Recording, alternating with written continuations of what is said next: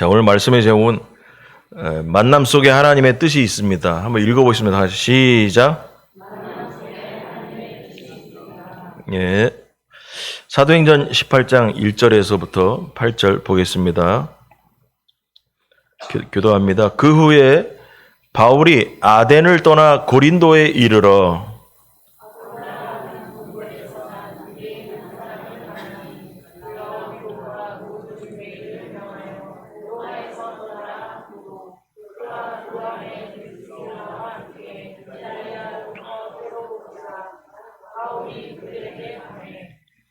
생업이 같으므로 함께 살며 일을 하니 그 생업은 천막을 만드는 것이더라.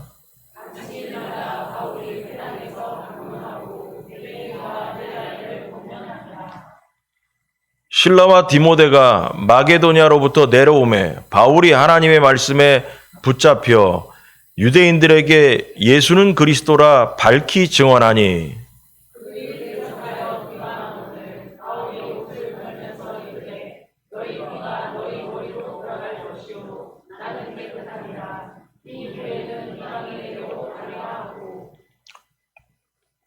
거기서 옮겨 하나님을 경외하는 디도 유스도라 하는 사람의 집에 들어가니 그 집은 회당 옆이라.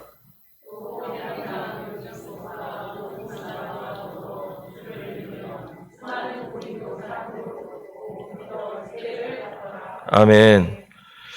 예, 오늘 본문을 보면 바울에게는 여러 사람들이 가까이 다가와서 만나게 됩니다. 여러 사람들의 이름들이 나오는데 먼저 천막을 같이 만들던 아굴라와 브리스길라라는 부부가 이름이 나옵니다. 그리고 또 중간에 계속적으로 봤던 실라와 디모데가 중간에 또 와서 만나게 됩니다. 그리고 8절에 보니까 7절과 더불어서 디스 유스도라고 하는 회당 옆에 사는 사람, 그 다음에 또 회당장 그리스보라는 사람을 만나게 됐다는 얘기가 이렇게 이름이 나오게 됩니다. 다 바울의 동역자들입니다. 오늘 본문에 보니까 이런 사람들의 이름이 6명의 이름이 이렇게 둘씩 이렇게 짝을 져서 이름이 나오게 돼 있어요. 이 동역자들은 바울이 오다 가다 그냥 길거리에서 만난 사람들이 아니라 한마디로 얘기해서 하나님께서 붙여주신 사람들입니다. 하나님께서 붙여주신 사람들. 가장 적절한 때에 바울에게 붙여주신 사람들이라는 것입니다. 가끔 교회를 섬기다 보면 이럴 때가 있어요. 나 혼자 애쓰는 거 아닌가. 남들은 아무것도 안 하는데 나만 혼자 애쓰고 있다는 느낌을 가질 때가 있습니다. 또 다른 사람들은 섬김을 받기만 하고 왜 나만 섬기는가 하고 원망을 할 때도 있습니다. 하지만 하나님은 가장 적절한 때에 가장 좋은 동역자를 만나게 해 주신다라는 것입니다. 하나님께서 적절한 때에 사람을 보내주신다는 거예요. 그래서 바울도 가장 적절할 때에 사람들을 만나게 되는 이 이야기가 오늘 본문의 이 1절부터 8절 사이에 나오게 됩니다. 하나님이 바울을 위해서 오늘 본문을 보면서 동역자를 붙여주시는 이 이야기의 흐름 속에서 이걸 보면서 여러분도 동일한 하나님의 붙여주시는 역사가 여러분에게도 임하기를 주안들이 축원합니다. 자, 기대하면서 말씀을 보겠습니다. 1번 만남 속에 답이 있습니다. 다 같이 시작. 다시 한번 시작. 예. 아덴, 지난번에는 아덴, 지금의 아테네라고 그랬죠. 그리스의 아테네. 거기 갔다가 또 도망 오고 해가지고 움직이게 해서 오늘 본문의 얘기는 고린도에 이르러 1절에 보면 그 후에 바울이 아덴을 떠나 고린도에 이르러. 그래서 고린도 교회가 만들어지게 되는 이야기예요. 고린도 교회가. 그래서 앞에서 보면은 몇 주 동안 빌립보에도 갔다가 또 데살로니가에도 갔다가 베레아에도 갔다가 그러면서 이 도시들이 다 마게도니아의 지방의 도시들인데 계속 강조하지만은 바울이 환상 가운데 마게도니아 지방 사람이 건너와서 우리를 도우라 해가지고 바울은 아시아에서 복음을 지금의 터키 지방 뭐 뉴스에서 요새는 뭐 투르크라고 어쩌고 뭐 어쩌고 그러는데 하여튼 터키 지방에서 복음을 계속 전하고 싶었지만 환상 가운데 마케도니아 사람이 건너와서 우리를 도우라는 얘기를 듣고선 배를 타고 유럽으로 건너가게 됐습니다. 근데 계속 몇 번을 얘기했어요. 뭐냐면 하나님께서 오라고 하는데 갔지만 편하게 복음을 전한 것은 아니었다. 거기가 가는 곳마다 핍박이 있었고 힘들었다, 사역이. 그래서 우리도 뭐냐면 하나님이 허락한 곳에 간다고 해서 하나님이 함께 한다고 해서 꼭 내 인생이 항상 편안한 것만 아니다. 신앙생활 하다 보면 고난도 오고 핍박도 오고 일이 잘 안 풀리는 것도 있는 거지. 항상 뭐 형통하고 우리의 마음이 평안한 그러한 인생만이 우리에게 기다려지는 것은 아니다라는 걸 계속해서 여러분께 은혜를 나눴습니다. 그래서 오늘도 그래요. 오늘 얘기도 그렇습니다. 뭐 가보니 핍박이 있고 가는 곳마다 도망을 하는 상황이 벌어진 건데 마게도니아에서 핍박을 당해가지고 아덴으로 거처를 옮겼지만 말이 거처를 옮겼지 뭐 도망갔어요. 도망을 갔는데 바울은 원래 거기서 무슨 일인지 모르지만은 바울 혼자 먼저 도망을 갔고 실라와 디모데는 나중에 오기로 해서 기다렸는데 뭐 기다리는 게 잘못돼가지고 고린도로 혼자를 또 갔습니다. 그래서 계속 만나지를 못하는 거예요. 동료들을. 그러니까 실라와 디모데를 만나지 못했어요. 그래서 오늘 본문도 뭐냐면 계속 만나서 같이 사역을 하려고 그랬는데 그게 안 됐던 거죠. 그래서 무슨 이유인지는 모르지만 실라와 디모데가 오는 것이 계속 미뤄지게 되고 아덴에서는 유대인의 회당이 없었기 때문에 지난주에 보니까 복음을 전할 장소도 없어서 아레오바고 광장에 가서 뭐 복음을 전했는데 너희들이 알지 못하는 이름 모르는 신에게 뭐 내가 오늘 가르쳐주마. 가르쳐줬는데 별로 복음을 전한 그 열매가 별로 없었다. 그런 얘기했습니다. 근데 그러다 보니까 뭐냐면 생계를 위한 일자리도 구할 수 없었던 바울은 더 이상 거기에 머물지 못하고 아가야의 행정수도인 오늘 본문에 나와 있는 고린도로 혼자 또 이동을 하게 됐다는 거예요. 그래서 지금도 뭐냐 실라와 디모데는 없이 혼자 가게 됐습니다. 고린도에 혼자 가게 됐습니다. 그 말은 뭐냐면 혼자 가겠다는 얘기는 쉽게 얘기해서 이런 거예요. 밥 먹기도 힘들었다는 얘기예요. 동료가 없어가지고 이게 뭐 지금 어쩔 때는 에베소 교회 그런 데서 바울의 이야기를 보면 성교비를 보내가지고 성교비로 잠도 자야 되고 밥도 사 먹어야 될 거 아니겠습니까? 그런 일도 있고 그랬지만은 오늘 본문의 얘기는 뭐냐면 천막 만드는 사람 브리스길라와 아굴라 부부를 만나서 생업이 같아서 만났다는 거예요.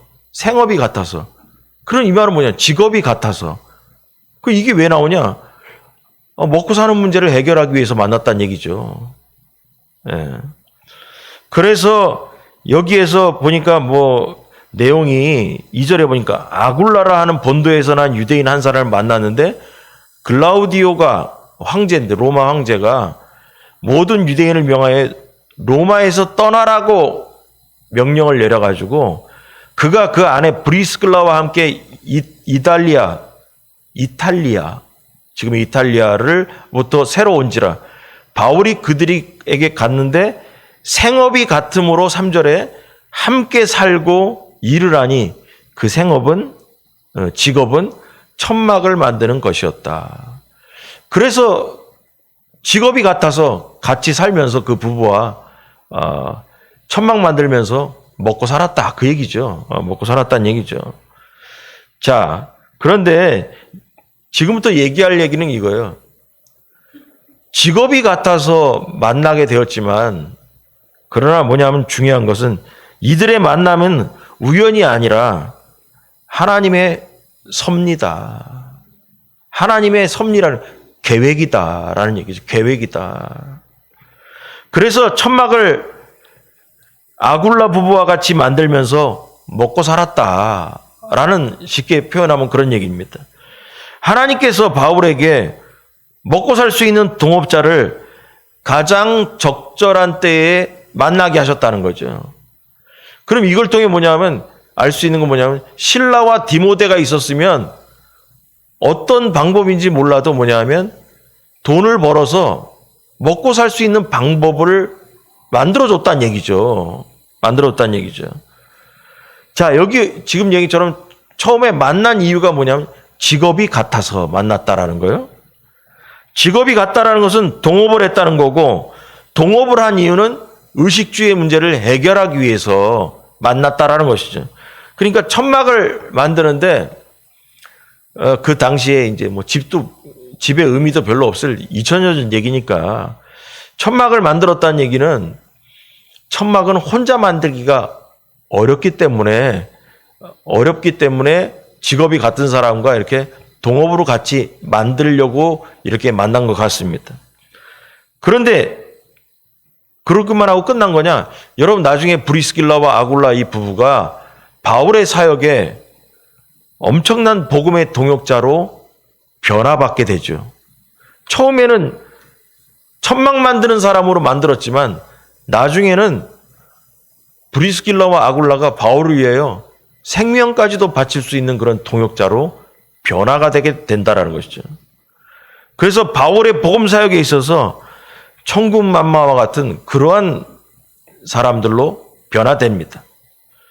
비록 바울이 기존의 동역자들인 실라와 디모데와 함께 이동하지 못하고 자기 혼자 있게 됐지만은 하나님께서 고린도에 갔더니 브리스길라와 아굴라 부부를 만나게 하시고 안식일마다 유대인의 회당에서 복음을 전하는 기회도 얻게 하셨다. 그래서 4절에 보니까 안식일마다 바울이 회당에서 강론하고 유대인과 헬라인을 권면했다. 그럼 이 얘기는 뭐예요? 평일날 주중에는 뭐냐면 천막 같이 만들었다는 얘기예요. 그리고 안식일날은 회당에 가서 복음을 전하고 이렇게 주중에는 먹고 살기 위해서 일했고 그 다음에 주말에 안식일 때는 회당에 가서 복음을 전했다. 이렇게 얘기가 되겠는데, 자, 이게 1절부터 4절까지 얘기해요. 자, 그럼 우리가 이 내용 갖다가 한번 우리 삶에 적용해 보겠습니다. 무슨 얘기하고 싶냐면, 여러분, 바울이 원래 팀이 있었잖아요. 같이 하던 동역자, 실라와 디모데가 있었어요.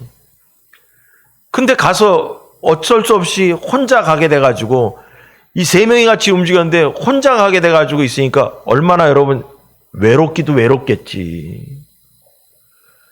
또 뭐냐면 같이 움직였으면은 무슨 일을 해서든지 돈을 벌어서 밥 먹는 것도 해결했을 거고 잠자는 것도 해결했을 거고 여러 문제가 있었겠지. 근데 뭐냐? 주변에 아무도 없어. 바울의 인생을 바라볼 때 이 상황에서. 그럼 우리에게 적용하면 이런 거예요. 바울의 상황과 우리를 적용하면 거예요. 혹시 내 인생이 현재 외롭고 힘들지 않은가? 바울이 혼자 남은 것처럼 혹시 나도 고린도에 있는 바울처럼 외롭거나 힘들지 않은가를 내 인생을 돌아보라는 거예요. 바울처럼 같이 힘이 되어주던 실라와 디모데 같은 사람은 없고 혼자 덩그러니 나 혼자 서 있지는 않은가 생각해 보라는 거예요. 여러분 그렇다면 바울처럼 그러한 상황에 있다면 신실하신 하나님을 바라보기 바랍니다. 가장 적절한 때에 바울에게 아굴라 부부를 붙여주시는 하나님께서 나에게도 가장 필요한 사람을 가장 적절한 때에 만나게 해줄 줄 믿으시기 바랍니다. 하나님은 바울에게만 세심하게 역사하셔가지고 동역자를 붙여주는 분이 아닙니다. 오늘 나에게도 하나님께서는 보내신 자들을 붙여주시는 분이다라는 것을 여러분 믿으시기 바랍니다. 뭐 바울만 붙여주겠습니까? 나에게도 하나님께서는 적절한 사람을 만나게 하시고 그 적절한 사람을 통해서 내 인생이 더욱더 힘을 얻게 하는 역사가 있다라는 것입니다. 지금 오늘 본문의 내용을 보니까 아굴라 부부는 바울에게 어떠한 역할을 했냐? 경제적인 도움을 주는 같은 팀이었습니다. 동업자였습니다. 바울이 복음을 전하기도 하고 먹고 살아야 하는 상황이에요.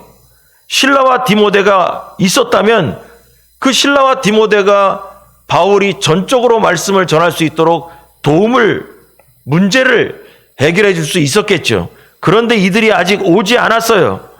그래서 5절에 보니까 실라와 디모데가 오자 그제야 말씀에 붙잡혔다라고 나와요. 이거 한번 보자 이거예요. 5절에 실라와 디모데가 마게도냐로부터 내려오매 한동안 브리스길라와 아굴라 부부와 천막을 만들고 주중에는 일을 하고 주말에 안식일에는 회당 가서 복음을 전했다라는 거예요. 그런데 5절부터는 뭐냐? 실라와 디모데가 마게도냐로부터 왔어요. 그걸 만났어. 그랬더니 이제 이 실라와 디모데가 이제부터 경제적인 거를 돕는 역할을 한 거죠. 오매 바울이 하나님의 말씀에 붙잡혀란 말이 있어요. 유대인들에게 예수는 그리스도라 밝히 증언했다. 이 말은 무슨 얘기냐? 하나님 말씀에 붙잡혔다. 그럼 언제는 하나님 말씀에 안 붙잡혀 살았나? 이게 무슨 말이냐면 그동안에는 천막을 만드는 것에 일을 하면서 복음을 전했지만 하나님 말씀에 붙잡혔다는 건 뭐냐면 천막 만드는 걸 스톱하고 전적으로 하나님의 말씀을 전하는 것에 전념했다라는 얘기예요. 전념했다. 그래서 실라와 디모데가 쉽게 말해서 돈을 벌어 왔다라는 말과 같아요. 그리고 바울은 오로지 말씀만 전했다라고 이렇게 여러분에게 쉽게 얘기한 거예요. 그러므로 이 본문을 통해 알 수 있는 건 뭐냐면 실라와 디모데가 오기 전까지는 하나님은 경제적인 문제를 해결해 주시고자 직업이 같은 사람을 만나게 해 주신 거죠. 지금 이 얘기는. 그러면 여러분에게 또 묻습니다. 이 본문을 보면서 여러분 혹시 경제의 문제가 걸려 있습니까? 주님이 보내시는 사람을 만나야 됩니다. 돈을 만나는 게 아니고 주님이 만나게 해주시는 사람을 만나야 됩니다. 주님이 만나게 하시는 섭리, 계획을 기다려야 됩니다. 나를 살리고자 하시는 주님을 굳건하게 믿으시기 바랍니다. 바울을 살리려고 브리스길라와 아굴라를 준비하고 계셨던 것처럼 나의 경제의 문제를 해결하기 위해서도 하나님께서 준비하고 있는 만나게 해주려고 하는 사람을 기다려야 된다는 거예요. 또한 혹시 지금 내가 혼자 주님의 일을 감당하고 있다는 생각이 들어서 힘들고 외롭지 않으십니까? 하나님은 가장 적절한 때에 가장 적절한 동역자를 주심으로 믿고 내게 주어진 일을 성실히 감당하기 바랍니다. 때가 되면 만나게 하십니다. 때가 되면 이 희망을 잃지 말아야 되는 거예요. 그리고 하나님은 바울에게 붙여주신 것처럼 나에게도 하나님은 붙여주시는 하나님이라는 걸 믿고 기다려야 된다는 거예요. 여러분 어디를 가든지 무슨 일을 하든지 하나님은 나를 만날 사람을 준비하고 계시다라는 걸 믿으시 바랍니다. 여러분, 새로운 직장을 가도 하나님은 나를 만나기 위해서 기다리고 있는 사람을 준비해 놓고 있다는 거예요. 교회를 가도 나와 만나게 할 사람을 하나님 준비하고 있고요. 인생에 어디를 가도 하나님은 만나게 하시는 사람을 만들고 있다라는 거예요. 여러분, 중요한 얘기예요. 우리가 산속에 가서 혼자 사는 게 아니에요. 예수님께서 땅끝까지 이르러 내 증이 되라 했죠. 땅끝에 가면 하나님이 준비한 사람들이 대기하고 있습니다. 하나님은 그래서 만남을 준비하시는 분이라는 거예요. 그러므로 이 세상의 모든 사람들과의 만남을 여러분 소중하게 여기는 성도가 되기 바랍니다. 그 만남 속에 하나님의 섭리가 있고 그 섭리를 따라가다 보면 하나님의 뜻이 거기 있다니까요. 그 만남 속에 하나님의 사명이 깃들어 있다니까요. 그 안에. 그래서 그 만남을 통해서 하나님께서 나에게 주시는 사명을 깨달아 가야 된다는 거예요. 여러분, 만남이 있고 만남 속에 사명이 있다라는 거예요. 근데 그 만남은 하나님이 계획하고 계신다라는 거예요. 오늘 본문에 6사람의 얘기가 나옵니다. 바울이 이럴 때 이 사람을 만나게 하고 저럴 때 이 사람 만나게 하고 이럴 때 하나님 또 2사람을 또 준비하고 하면서 바울의 사역이 움직이기 시작하는 거예요. 그럼 이걸 통해서 하나님은 바울에게도 준비된 사람이 대기하고 있던 것처럼 내 인생에도 대기하고 있는 사람을 하나님께서 준비하고 있다는 걸 믿어야 된다는 거죠. 여러분 믿습니까? 여러분 여기에 신앙생활에 맛이 있는 거예요. 그냥 신앙생활 왔다 갔다 하는 게 아니에요. 환경과 여건에 따라서 우리가 움직이는 거에 따라서 우리는 세상의 중심이에요. 하나님이 이 지구 땅덩어리를 사랑하는 게 아니에요. 예수 그리스도를 영접한 하나님의 백성을 사랑하는 거예요. 그래서 내 중심으로 하나님의 의인, 하나님의 백성 중심으로 세상이 움직입니다. 그래서 하나님은 우리가 어딜 가도 준비된 사람들을 통해서 우리의 인생을 복되게 하시고 인도하신다는 것입니다. 자, 2번째로 예상치 못한 만남을 기대하십시오. 다 같이 시작. 다시 한번 시작. 여러분 어디를 가든지 어떤 일을 맡게 되든지 하나님이 이번에는 어떠한 예상치 못한 만남을 준비하고 있을까 기대하며 살아야 돼요. 기대하면서. 제가 필리핀에 선교지를 갈 때도 이번에 10월 달에 또 갑니다. 가는데 갈 때도 이번에는 어떠한 사람을 하나님께서 나에게 만나게 하실 것인가. 또 상주 땅에 있으면서도 어떠한 일이 생겼을 때 어떠한 일이 나에게 맡겨졌을 때 하나님은 어떠한 사람을 나에게 이번에 만나게 하실 것인가 기대하며 살아야 돼요. 여러분 신앙생활 그냥 왔다 갔다 하는 게 아니에요. 그럼 여러분 생각해 보세요. 이 본문을 보면서 무슨 생각을 해야 되냐.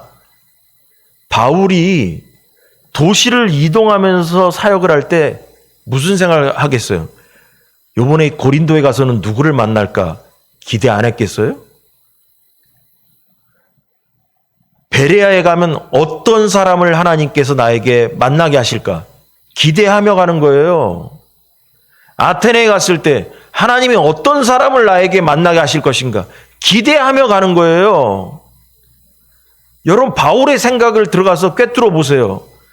가는 곳마다 하나님께서 준비한 사람들을 만나고 있기 때문에 바울은 생각하는 거예요.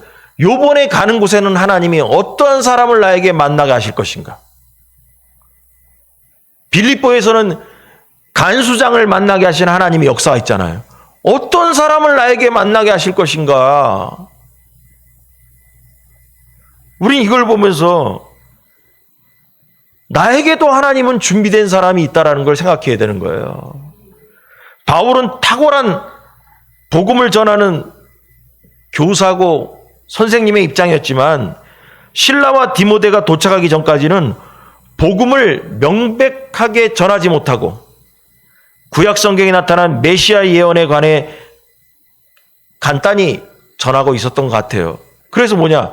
여기 5절에 보니까 실라와 디모데가 마게도냐로부터 내려오매 바울이 하나님의 말씀에 붙잡혀 유대인들에게 예수는 그리스도라 밝히 증언했다. 이 말은 뭐예요? 실라와 디모데가 오기 전까지는 혼자 있을 때는 복음을 명확하게 못 전했다라는 거예요. 근데 실라와 디모데가 온 다음에는 복음이 뭐 예수는 그리스도라는 게 예수님이 우리의 구원자라고 하는 것, 이게 복음의 핵심이거든요. 이 얘기를 회당에 가서 확실하게 전했다는 거죠. 확실하게. 그 전에는 용기가 없을 수도 있어요. 근데 뭐냐? 옆에 동역자가 딱 서 있으니까 확실하게 전했다라는 거예요. 용기를 얻어서. 여러분, 어떤 사람들은 바울이 말씀을 전하면 모든 사람이 다 믿을 거라고 생각하는 자들이 있어요. 또 더 나아가서 예수님이 말씀 전하면 다 믿을 거라고 생각하는 사람이 있어요.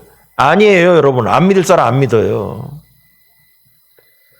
가룟 유다는 예수님이랑 같이 살았는데도 안 믿잖아요. 여러분, 사도 바울이 말주변이 있는지 어쩐지는 직접 안 들어봐서 우린 모르겠지만 사도 바울도 뭐냐면 말씀을 전하는데 다 성공했어요? 아니잖아요. 핍박받으면서 도망다니는 거예요. 오늘 이 본문도 보면은 여기 회당에서 말씀을 전했는데 6절에 보니까 그들이 대적하여 비방하거늘 바울이 옷을 털면서 이르되 너희 피가 너희 머리로 돌아갈 것이요 나는 깨끗하니라 이후에는 이방인에게로 가겠다.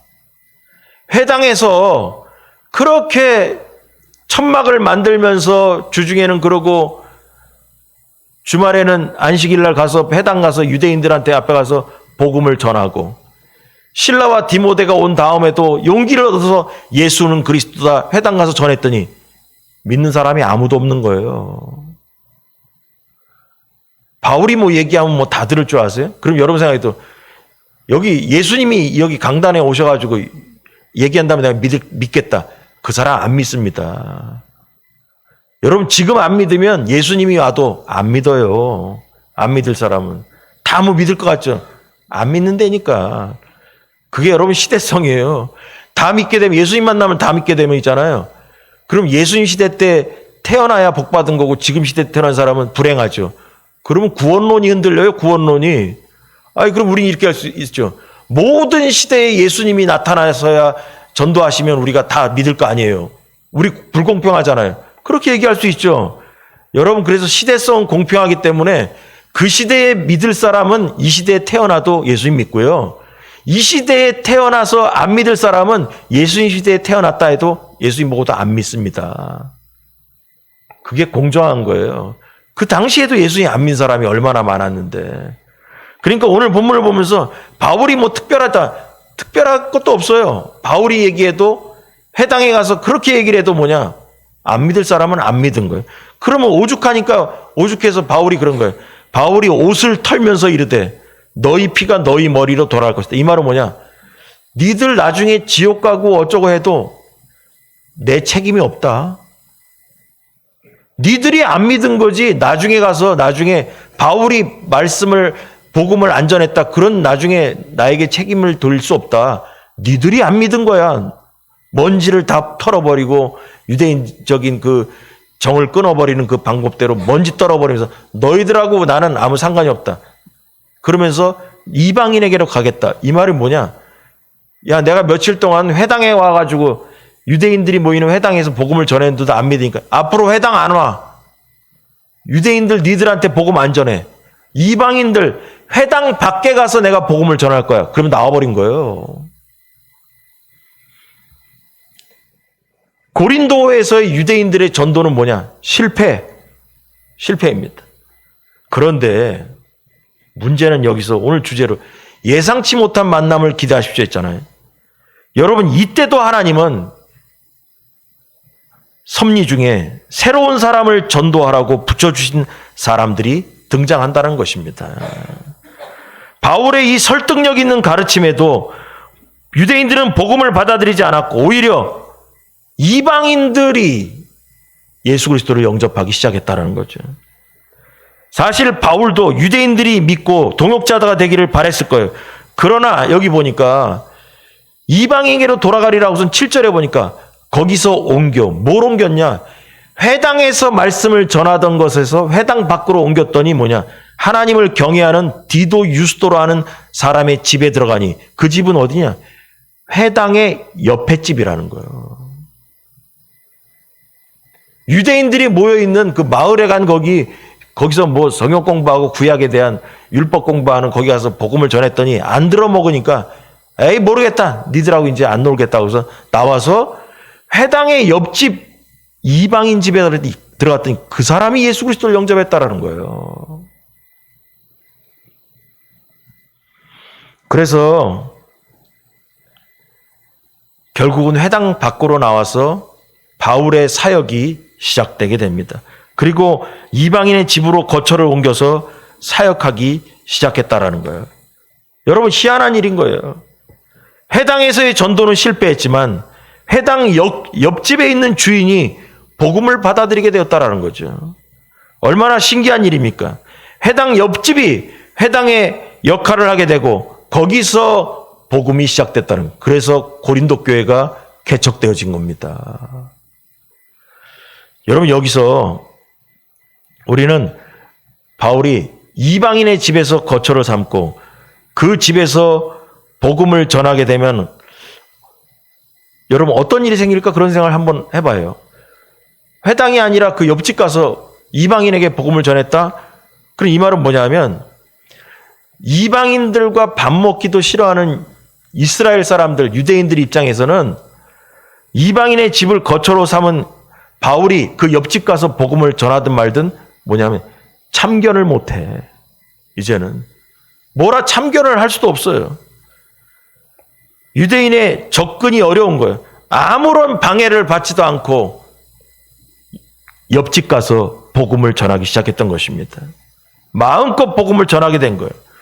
그럼에도 불구하고 회당장이었던 그리스보라는 사람이 또 8절에 보니까 또 회당장 그리스도가 온 지방과 더불어 주를 믿으며 수많은 고린도 사람도 듣고 믿어 세례를 받았다. 수많은 사람이, 정작 유대인들은 안 듣고.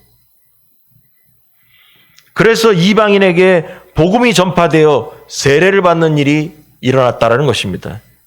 이처럼 바울은 자기와 가까운 유대인들에게서는 소수의 동역자들, 브리스길라와 아굴라도 나중에 만나게 이 복음적으로 변화받게 되고 또 실라와 디모데도 유대인으로서 같은 만남도 있지만 오히려 고린도에서 수많은 이방인을 동역자로 얻게 됐다는 거죠. 그래서 예상치 못한 만남이었다는 거예요. 이 생각을 하기나 했겠어요, 바울이? 하나님은 기대하지 못했던 상황 가운데서 동역자를 주심으로 하나님의 나라를 확장시켜 가셨다는 것입니다. 여러분, 그래서 이걸 정리하면 이런 거예요. 브리스길라와 아굴라 부부는 그 만남이 육적인 경제의 문제를 해결하는 만남이었어요. 그러나 회당 옆집 사람과 회당장의 만남은 영적인 구원을 주는 만남이었다라는 거예요. 그래서 여러분, 주님만이 우리의 영의 문제, 육의 문제를 해결해 주시는 분인 줄 믿으시 바랍니다. 브리스길라와 아굴라를 만나서 육신의 문제, 먹고 사는 문제 해결받는 거예요. 그 다음에 뭐냐? 이 회당의 옆집 사람과 회당장을 만나서 복음의 영적인 문제의 사역을 해결받는 거예요. 그럼 이걸 통해서 우리는 결론은 뭐냐? 주님이 만나게 해주시는 섭리에 따라서 우리 인생의 육신의 문제, 영의 문제도 해결받을 수 있다는 것입니다. 그러니 우리에게 주어지는 만남이 얼마나 중요합니까? 가만히 있어서 우리의 인생의 문제가 해결되지 않아요. 우리 인생의 문제는 육신의 문제도 있고 영의 문제도 있어요. 이 모든 것이 본문을 보니까 만남을 통해 이루어졌다라는 거예요.